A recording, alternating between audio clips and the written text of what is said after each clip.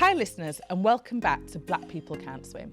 I'm Sadie Clayton, and I really hope you've enjoyed listening and discovering the inspirational guests that I've had lined up for you. I'd love for you to share the podcast. Also, send in your swim stories, and you can follow me on Instagram at I am Sadie Clayton to find out all about my projects, all the guests that I've got lined up, and other things that I've got going on. Today's guest is a very special one. Well, they've all been incredibly special, of course. But literally, whenever I mention this podcast to anyone, people would be like, have you heard of Swim Dem Crew? Of course I'd heard of Swim Dem Crew. And yes, I had Instagrammed them. And they came back to me once. And then I heard nothing. Like, poof, gone out of thin air. No matter how many times I was persistent and knocked on that door, I heard nothing. And then this person and I happened to be on a shoot together for a fantastic ethical swimwear brand. And I was like, hello, I'm Sadie, the one that you were meant to email back months ago. And at this point I made a beeline and I was like, please reply to me. I need you on my podcast. I bet he thought I was a right nutter. Luckily, we got on super well the small time that we were on set together.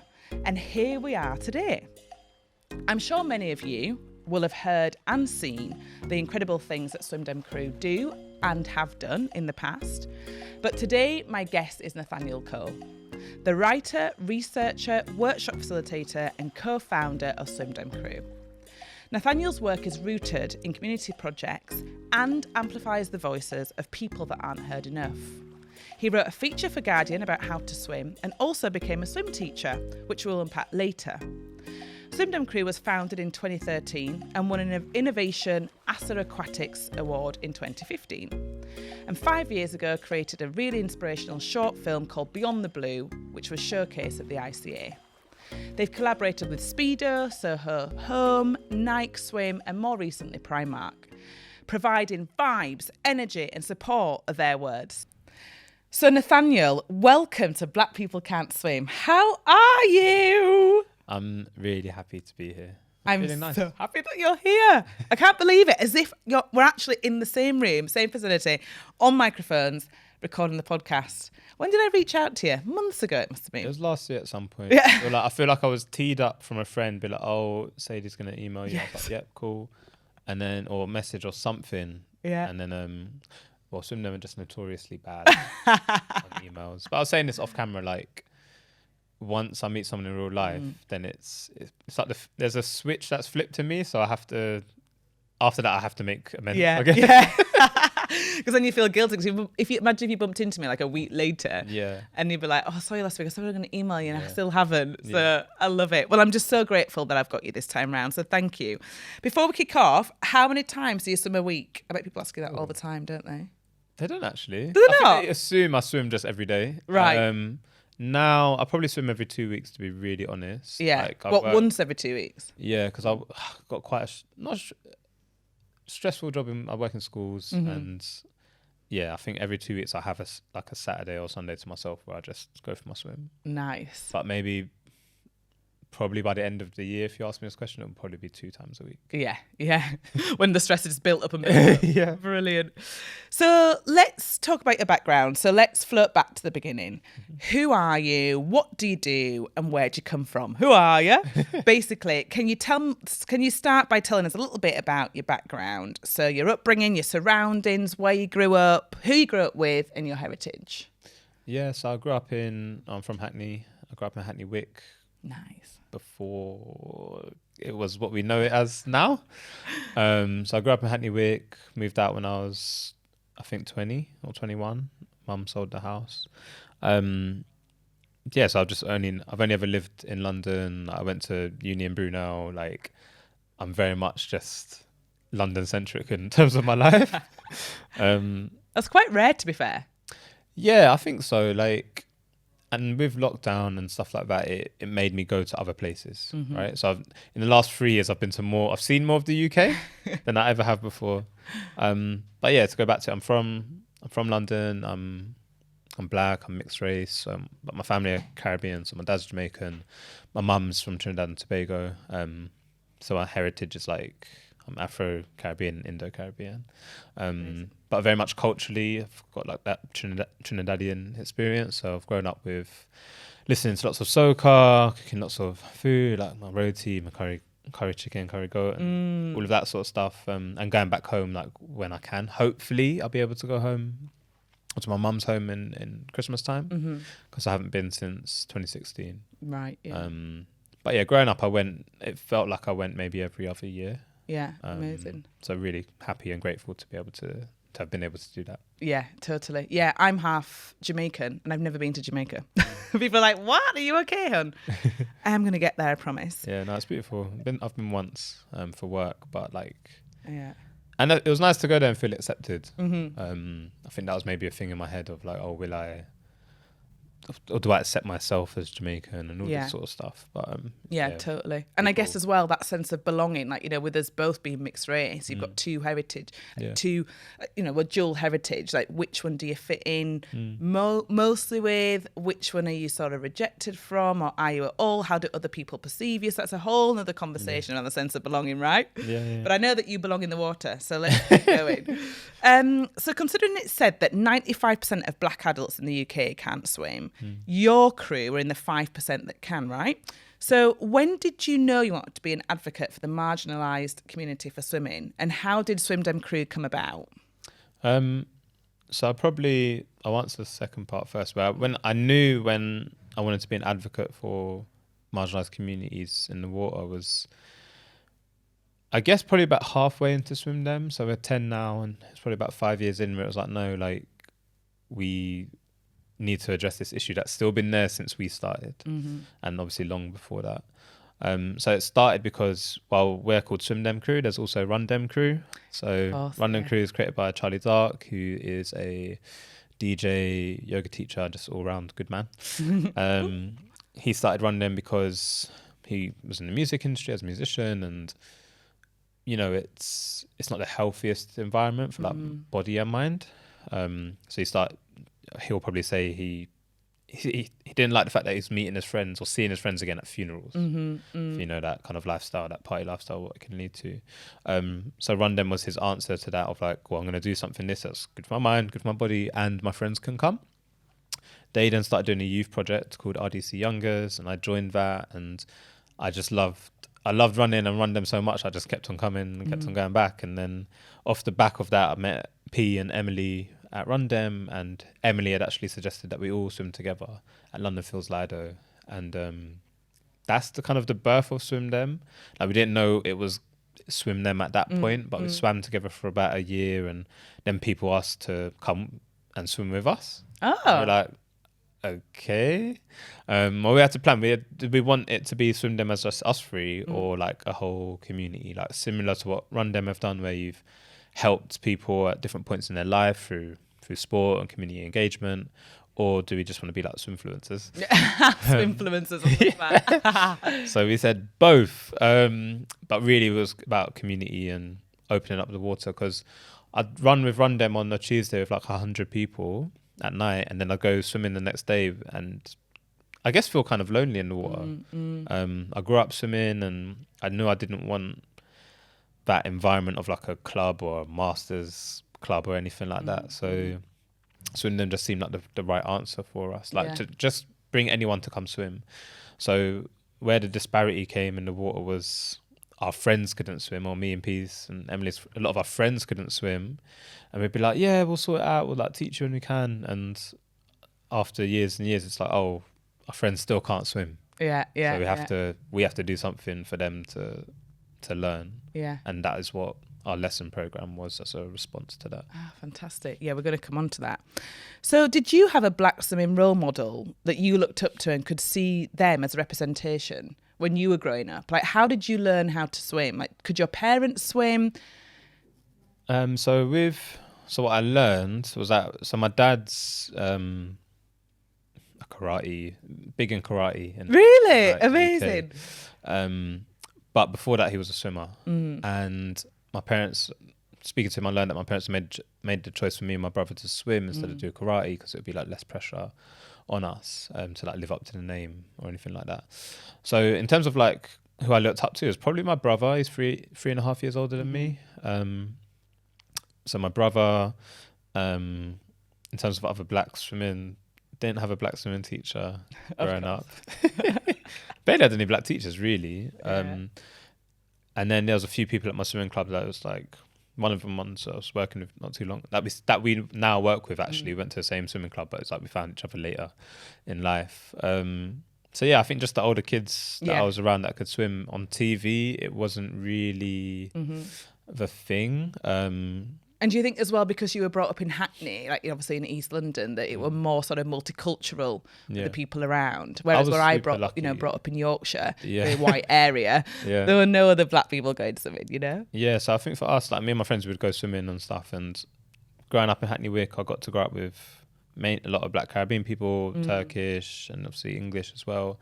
But that idea of being othered didn't come until like later in my life, when I started working in creative industries, right, and getting more into aquatics, I guess. Like, for me, I got to grow up being the majority. Is what it felt like. Yeah, amazing. So, what's your goal in your career through swimming? Or, well, I read something recently which you said, I care about helping people. And I feel that's what we have in common, hence why I started this little project. I wish I'd had someone to listen to or encourage me, to teach me years ago how to swim when I didn't know where to turn. So what's your goal with helping people, and what would be your dream job? You know, we've sort of thought about Swim Dem Crew as a community and everyone getting together and, you know, getting rid of that sense of loneliness. Like, what would be the next step for you as like a dream project? Gosh, that's a big question. Got to dream big. I guess dream big and blue sky thinking for Swim Dem would be probably to have our own pool one day. Have our own pool and just be able to give, like, that sounds so cheesy, give the gift of swimming to as many people as possible, or the people that need it. Right? That is what I'd like for us, and to celebrate that through things we create and parties and all that fun stuff. Wicked. And then for me, it's just like, as long as I'm helping people, I want to encourage people to be themselves and to know who they are, and don't necessarily need to be proud of it, but just own it. I think I work a lot with young men and a lot of young black boys, and it's just this individuality isn't encouraged for a lot of them. So I just want more people to be themselves and be encouraged to share what they're into, even if like their friends aren't into it and stuff. That's beautiful. No, I love it. So the ultimate question on this podcast is, can you swim? Of course you can swim.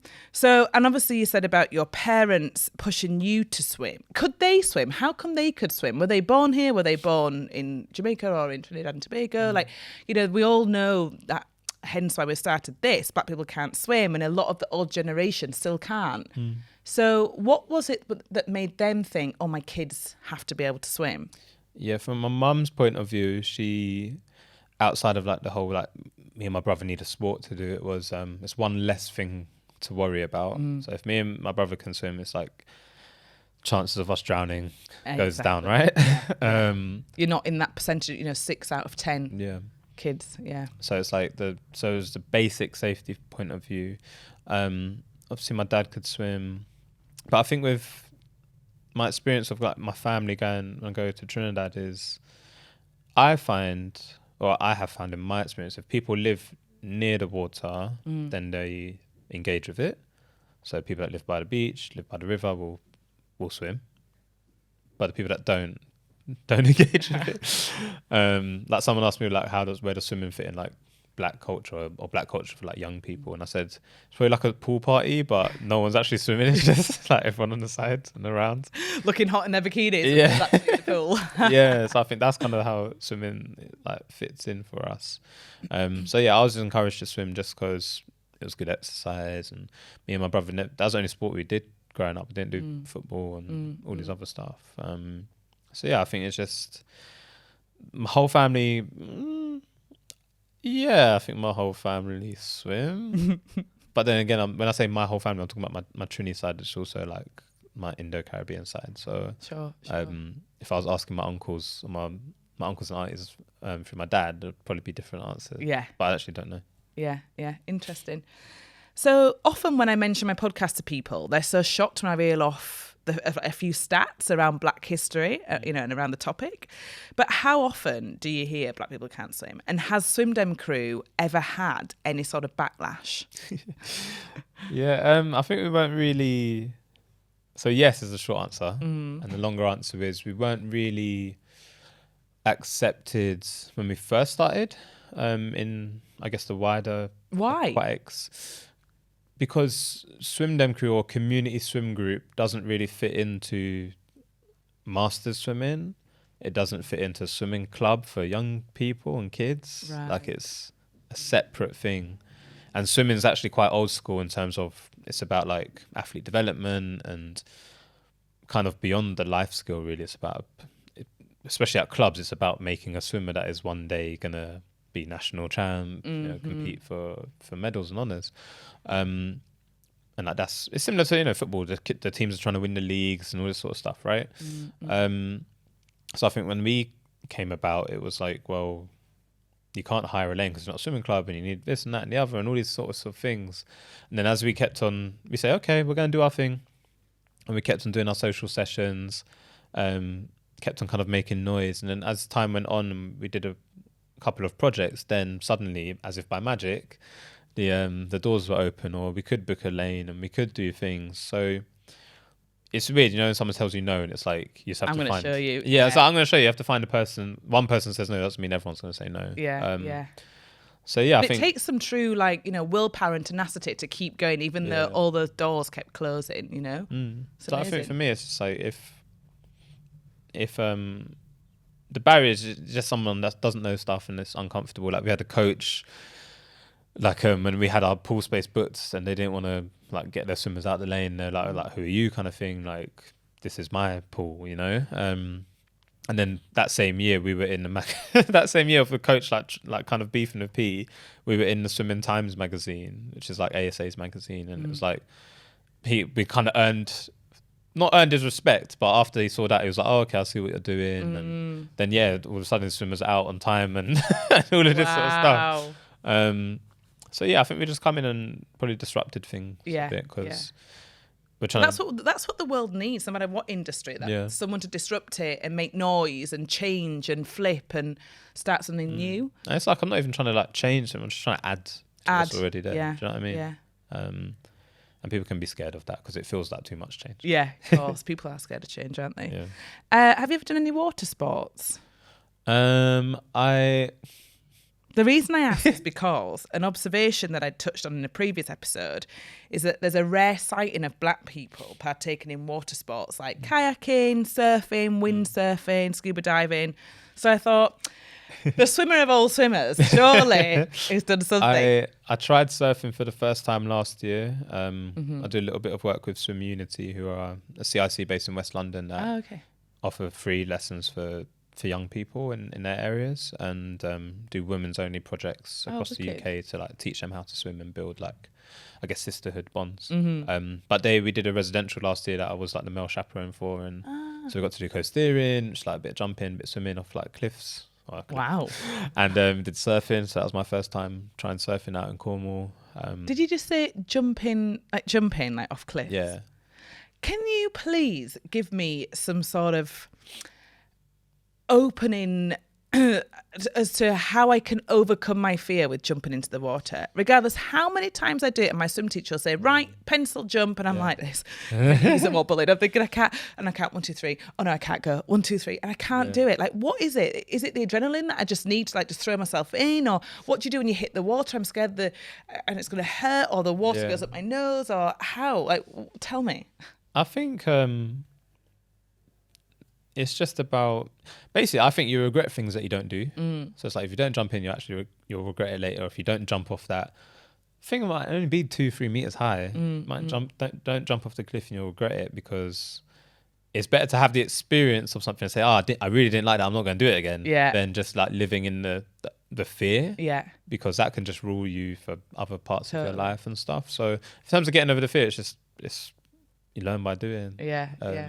Because my goal is really to be on a boat in the middle of the ocean and jump jump off. Yeah, no, it sounds so silly, but I just love to be able to do that. And I'm just frightened, Yeah. you know? No, but Even it's thinking good. about it, I get clammy hands. But it's like, I want people to have that confidence to do that, because every year in summer there's always a new viral video of someone jumping off a boat that actually can't swim. Yeah.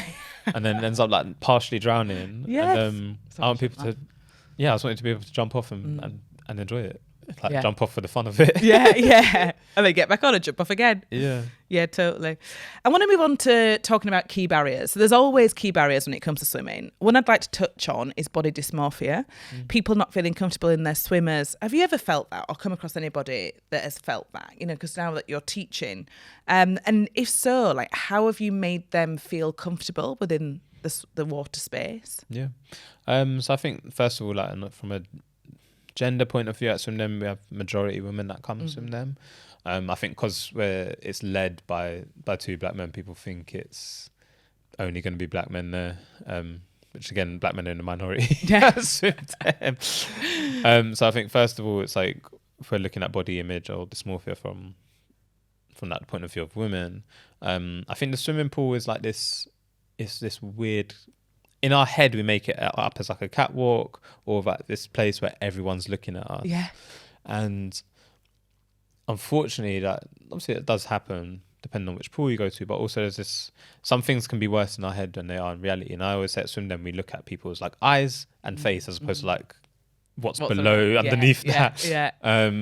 So yeah, I think we just try and make an environment where it's like, I want to learn about you and talk to you, and like there's no pressure to swim and stuff. It's just about coming. If you just put your feet in the water, it's cool. Like we're not like sizing you up for anything or anything like that. So I think, or thinking, oh, she's not had a toenail, so no, she needs a bit of a shave. Yeah, like it's because I think for us, it's that you're around other people that are in that, should be in that same boat as you. Like we're just regular, fairly what I'd like to think of as normal people. Yeah. It's not about like the image where you see other things that I don't think so much in the swimming space, but just that general kind of like quote unquote urban / like black like fitness crew or sports community. It can be very much about the look sometimes. Whereas for us, I'm just like, no, I just want you to come swim. Yeah, wicked. And in 2018, you partnered with Nike London to deliver free swim lessons for young people, taking them from tadpole to shark. I love that. How did you find that? Like, was that your first time teaching people how to swim? No, so we did a project in, I think, 2015 with Aya Akinwolere and a swim teacher called Harley Hicks, where we taught young people how to swim. The young people would take like sourced from Run Dem or got from Run Dem. So they'd done that same youth project that I did a couple of years later. But we taught them over about 6 months, like to how to swim. And that's what made me retrain and become a teacher, because that feeling was really good. So when we did the Nike London one, that was for Nothing Beats London, which is a campaign they don't talk about anymore because of like legal stuff. But yeah, it was about like how they activate the city and stuff. And it was maybe my first time. It was my first time leading a project like that, I think, because I was the swimming teacher. Like I was doing it full time at that point. So P came for the start and the finish of that. But for that, Easter break, it was just me and those young people. And how young were they? They were teenagers, but like maybe 16, 17. And they couldn't swim at all? Or they could they'd all drown. So no is the answer to that. Yeah, it's like in the deep end they're drowning, but they could do a little something. Yeah, so they couldn't swim, and then it must be so rewarding, because I remember when I started my swim lessons last year, and then my mum came down and she was like, "Oh, I want to swim," so I took mum to swim classes, and afterwards, because I'd been maybe like, I don't know, 7 times, and my tutor was like, "Oh, you're really improving." I thought, "Oh, I'm improving. I don't need my floats anymore." It's so rewarding from my perspective, but also I guess for the tutor's perspective, like they've actually taught me a life-saving skill. So yeah, that's amazing. The other thing I wanted to mention on kind of key barriers before we move on to the healing powers of water is about vulnerability, in water. And what do you think men often worry about when entering a pool? And the reason I say men is because, like you said, that like black men is a minority in the water. So why is that? Why are there not more black men entering the water? Yeah, I think with like black men and anyone that doesn't enter water, there's always cultural barriers. So I always say we don't ask questions about why black men don't sprint or play football, because we do those things. Yeah. Go to the barbers, like yeah. do those things. So I think with swimming, there's that cultural barrier of it's not something we do, like quote unquote. And then as an adult, if you can't swim or you're like a beginner, like as you know, like doing something you're bad at, or you can't look like all flash and sexy at. Yeah. As an adult, it's not that you appealing. Curl up, don't you? Like, oh God. Yeah, it's not that appealing. So, and because you're an adult, you actually don't have to do things you don't want to do. Yeah. For the most part. So I think there's those cultural things of this isn't what we do. I'm not good at this potentially, or for the majority we talk about the stats. So why bother really? So yeah, I think for me it's just that for black men not to be in a situation where they don't look strong, desirable, attractive, all the things that we kind of aspire to be as in like society in the UK or in London. It's hard to step out of that, because you step out of those things and you're looked at as weak, silly, not desirable, all those sorts the of masculinity things. has been stripped, which is silly. And then it's like body image on top of that, because you've got to be topless in the pool. If you're not going to wear like big shorts, you're wearing like jammers or speedos or something, and everyone's looking, because it's also that dynamic too, right? So yeah, just a lot to deal with. Like your body's very much exposed, and then if you're doing that alone, like it's not that fun. So we try and bridge that gap for people, basically. Totally break down those barriers. Love it. So let's jump on to healing. There's healing powers of water, as we know, from easing chronic pain conditions to blue mind theory, which is meditative, a state of mind that people feel when they're in or under the water. I can't say I've yet found that place of Zen, Nathaniel, that's for sure. I'm sure you have. Swimming also requires phones to be off and full presence needed, which, if nothing else, that's a brilliant excuse to detach from your phone, because obviously we're all on it now. What do you feel when you're in the water? And does it improve your well-being, do you think? Yeah, it makes me feel a bit... makes me feel quite free. So as you mentioned, that phone, like I have a better relationship with my phone now, but when I go to the gym, for instance, it's so easy for me to talk to my friends, scroll on something like from TikTok or Twitter, on your rest period or something. And then I'm supposed to be resting for a minute, but suddenly 5 minutes. Whereas I can't do any of that in the pool. I don't know how my memory works, but basically if I'm swimming, I know I need to do 20 lengths. I'm literally just counting each stroke as I'm going up. I say 1, 1, 1, 2, 2, 2, 3, 3, 3. So it's a bit... it's quite meditative for me as well. And it kind of just clears your head. Like I find my first few laps of swimming, I can be thinking of all this sort of stuff that's happened, or I need to send this email and that and the other. And then by the end, I'm just... That's all went out the window. Yeah. I love it. So I'm yet to get to that place. It will come when I'm thinking, please don't drown, please don't drown, please don't drown, breathe. I think all of that will come when you stop, when your body gets to a point where you stop having to think about swimming. Then it can free up the mind. On that point, before we move on to the history of swimming, if I'm doing front crawl, so like one pull, 2 pull, 3 pull, and then this is when my head goes here and I go and take a breath. But do I breathe through my mouth or through my nose? I never get it. It's think of breathing in swimming as like the reverse of normal. So in the mouth, out the nose. In the mouth. Okay. Because when your head goes back in, then you're blowing out slowly, so it doesn't go up your nose. Okay, my problem is when I turn my head to the side, I'm aware that my ear is flat on my arm, and I breathe in my mouth. Like the water's coming in. So then I'm going like that, and then my head's too far around, and I'm like, I'm drowning. Imagine there's like a fish hook in your mouth. Okay. And that's going to pull your lips away from the water. Or one of my colleagues said, imagine there's an apple on your shoulder, you're trying to bite the apple. You're like, okay. You know, it's about twisting the head away. Don't mind me, I'm just biting me. Yeah, and then that, because it's like, we see people, our swimmers, because we say turn your head to the side, but if you just turn it to the side, it will just be That's what I'm saying, And then I'm like, water in my mouth, and then legs are down. Yeah. And our tip is like, if you keep your ear in the water, then I'm happy. Okay. Everything else can like be away. Right. For that breath. Then that's my challenge this year, to perfect. I want to just glide through that water, you know? I want to be Take your baby swims, not baby steps. Yeah, baby swims. Brilliant. Okay, so this is my sort of last chapter before we get on to the stat around black swimming, history of black swimming. So as we know, Africans near the coast were brought up swimming, but their freedom was entirely stripped away from them, including their swimming skills during slavery. Europeans used to shudder at the idea of swimming, as back then they didn't know it was germs that made you sick and not water. So during the 1900s, there were bathhouses in America where white and blacks were still separated. These bathhouses were the beginning of public pools that we know today. So you guys have had pool space and lanes, haven't you, at the London Aquatics Centre? Mm-hmm. How was that? I'm assuming it was affected during the pandemic, and did it then affect the growth of the company as well? Yeah, we were kind of flying in the lead up to March 2020. We had 4 sessions a week, 2 taking place at the Aquatic Centre, 1 at Mile End, and then the Saturdays would go to different pools. Lockdown happens, we lose Mile End, we lose Aquatic Centre. That's where I swim, Mile End. Yeah. And so we lost our pool space as a result of lockdown. About 3 months before that, they had changed they'd introduced like a tier system for bookings. So like legacy clubs for Stratford, then other swimming clubs, and then anyone else. So we would have dropped down to tier 3, which means you're just not going to get in really.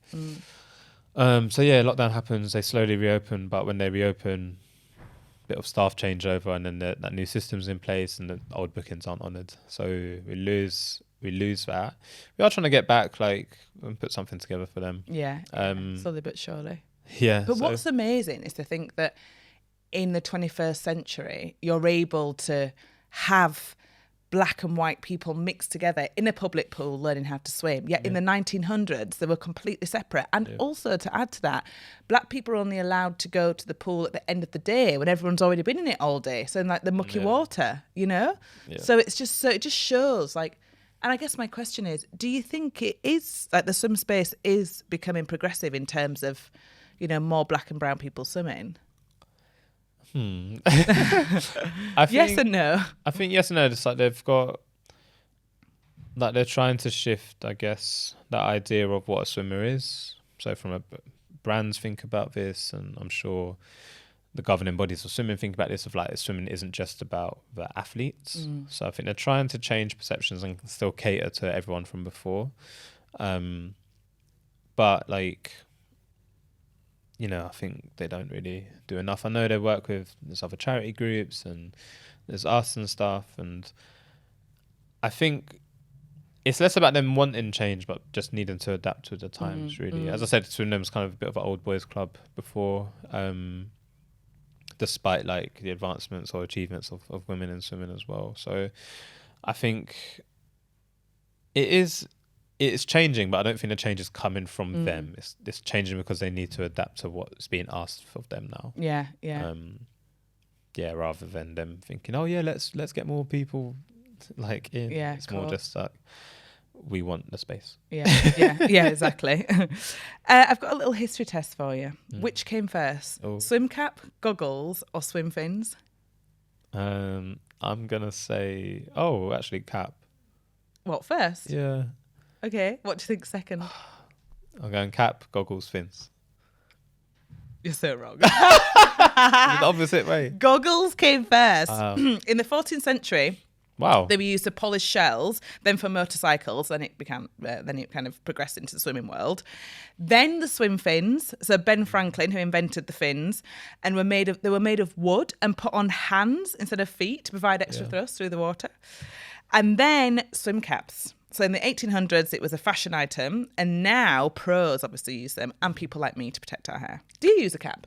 I do, and people younger people always ask me, every time we swim with young people, they're like, why do you wear a hat? You've got no hair. Protect the scalp down. And I say, well, I used to have hair for a start. Yeah. And two, is my ears are quite wide. So growing up, I always had caps, and it's just it's a bit more streamlined. Only thing is, if I swim at a Lido, I tan really easily. So I'll have a little line from my swim cap. Amazing. So that's the fact of the day. Goggles, swim fins, and then some caps. So last section, Nathaniel. I just love talking to you, but we need to wrap it up. Statistic. So less than 1% registered competitive swimmers with Swim England identify as black or mixed race. Why do you think that is? Would you ever register to compete? No, God no. Why? I I just don't like that environment. I don't Right. think. I grew up going to swim club, but never really being one of the swimmers. Okay. But you are a super strong swimmer. Yeah, if I go to a swimming pool, like I'm Faster than everybody else, and like, or most people. Yeah. Depends on the pool. Yeah. But I'd be in the top 5 swimmers there. yeah. So you could probably compete. Yeah, but I just don't. That's not my vibe. Yeah, interesting. Because I feel like, why does this stat remain? Like, why are there less than 1%? That's insane. Of black and brown competitive swimmers. Do you feel that when you teach young people, do you ever like identify, oh, they could be? I think there's kids where you see them, and it's how quickly. I think with teaching, it's how quickly they take to it, and how the development over 2 years, how that can go. But I think with like teaching versus coaching, it's such a different ball game. And realistically, swimming, there's cultural barriers, there's financial barriers. Like the reason why football's so popular here is because the barriers to entry are quite low. There's lots of coaches that want to do it. You need a bit of grass, and that's kind of it, and some cones. Yes. Swimming, you need a pool, you need a lane. Yeah. A lot of times, when we're talking about like for athletes, they're having to swim before school and after school. Easier way to do that is with a car. So families that have cars, able to do that, able to afford the swim staff, the membership, the coaching, the These money. are all things that I've spoke about in the previous episodes. You're so right. Like there's so many elements, isn't there, with swimming? So I think it doesn't surprise me that there's only 1% that are like black or mixed race. It's just, I think it comes down to, it's always cultural and like which parent is, what the parents like want to do. I think I don't, in some aspects, I'm inclined to say I don't mind it being 1% if as long as a lot of people that are black and mixed race can swim. Yeah. Like with elite, athlete development, I'm like, if you want to do that, do it. Yeah. As long as you're supported to do that and you can compete and your swimming hats aren't going to be questioned and you're not going to experience like races. Like we've seen so much stuff about, cricket and other sports, cricket and rugby, especially in the last year, of like really bad experience of Asian cricketers and black rugby players. So it's like, I don't think swimming it wouldn't be surprising to hear another scandal from swimming, right? Yeah. So I just want, if people are going to go down that route, for them to be free to do that, to be themselves and express themselves and try their hardest at a sport. Yeah, amazing. Do you ever teach children whose parents can't swim? Yeah, all the time. Oh, really? So and do you ever say, "Come I'm on, not a full-time I can teacher anymore. Yeah. But yeah, I think that was a lot of the kids I would teach when I was teaching full-time. Their parents take them because the parents like, I can't swim, I know how it feels, I don't want that for my child. Yeah, and totally. on top of like what my mum said, the whole safety element too. Yeah, amazing. A couple last questions and we're finishing up. Tell us more about Swim Dem Crew. How can we get involved? What's next on the agenda for you guys? So Swim Dem, or what we are, is like a community of swimmers. We will get back to delivering group lessons for non-swimmers. So the only criteria is that we're going to have 2 lesson offerings. One will be for just black and brown people of colour, and one will be for anyone. Criteria needs to be that you cannot swim. Right, yeah. You must be a beginner, you must drown in deep water. Yeah. I only want people that really cannot swim. Yeah. So where can people sign up? Probably our website, /emails. Okay. Fab. Be the best way. And then after that, we've got our social sessions, which are just open for people to come, enjoy water, go for brunch afterwards, meet some new people. I want to come. Area. You can come down. When's the next one? Next one will probably be in May. Okay. We've been on a bit of a hiatus this year. Yeah. But as I said, we're 10, so we're going to start making a bit more noise about that. Wicked. And yeah, hopefully finish the year strong with a new base for Swim Dem to run our swims out of. Amazing. So yeah, it's just like social sessions, lessons, and celebrating 10 years. Fantastic. 10 years. Wow. Happy 10 years. I haven't done anything for 10 years. Happy decade. Thank you. What's a typical day like for Nathaniel Cole? Typical day is probably waking up. I think it's early, about 6. Yeah, that's a good time. 6, head to school, do a workshop, come back from that, either go... What do you mean school? So I work in schools on different projects, whether it's relationships and sex education, talks and stuff, or on masculinity or emotional well-being. So going to schools to do that, come back, gym, walk, read my book. Then try and work on my stuff, whether it's like practicing my DJ sets or like refining something that I'm writing. I'm writing a collection of poetry, so it's like I'm trying to work on my poems. And And then swim them in the evening if that's on the agenda that day. But typically I'm at school, I'm at gym, and then I'm trying to work on myself. Yeah, love it. What a perfect combination. Fantastic.